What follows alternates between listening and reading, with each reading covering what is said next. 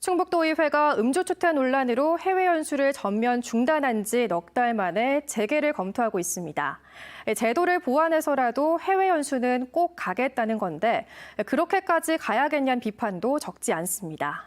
김대웅 기자입니다. 지난해 7월 문을 연 12대 충북도의회. 해외 연수 예산이 있었지만 지난해에는 다녀오지 않았습니다. 35명 가운데 초선만 26명이어서 소양과 자질을 갖춘 뒤에 연수를 가겠다는 게 이유였습니다.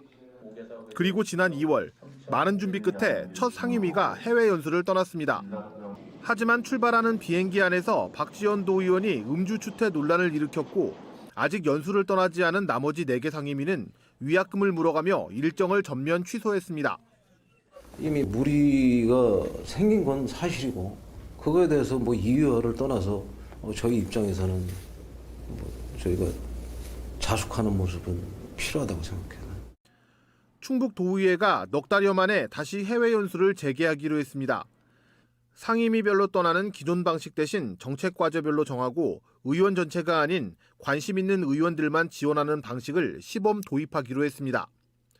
우선 저출산을 비롯한 2개 주제를 정해 독일과 프랑스 등으로 연수를 가는 방안을 검토 중인데 전문가 자문을 거쳐 확정할 예정입니다. 충북도의회는 논란이 있더라도 외국에 나가면 배워오는 게 있다면서 이번에는 결과로 보여주겠다고 밝혔습니다.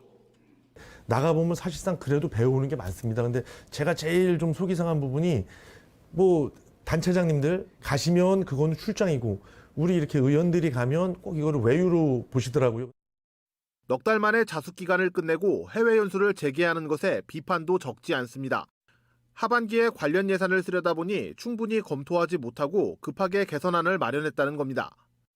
행동에 대한 부분, 아주 기본적인 것도 제대로 되지 못한 상황에서 사실은 내용에 대한 것도 굉장히 형식적으로 바꾸는 것 아닌가라는 생각이 들고요.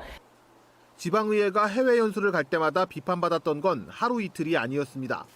외부 심사를 거치고 조례까지 만들어 사후 관리를 해도 외유성이라는 비판이 끊이질 않고 있습니다.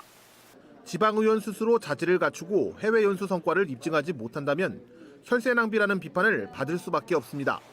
MBC 뉴스 김대웅입니다.